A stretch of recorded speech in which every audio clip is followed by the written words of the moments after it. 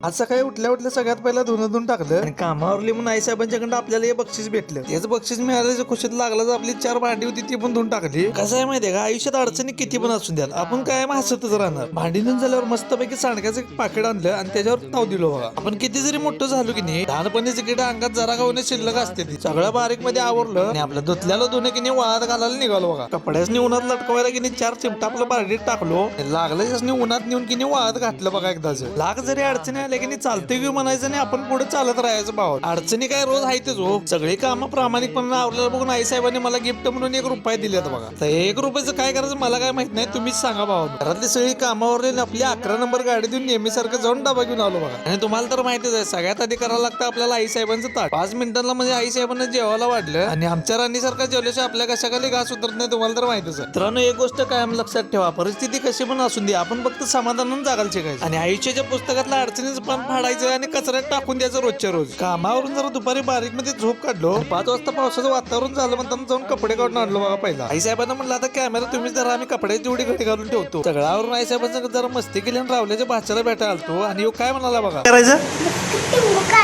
बुक्की टिंगूळ काढायचं. अशा अडचणी असले की भावानी एकच काम करायचं, त्यासनी बुक्कीत टिंगूळ काढायचं आणि चालतंय घेऊ मला सुट्टी आहे नाही, कारण आपल्यापेक्षा मोठं या जगात काहीच नाही.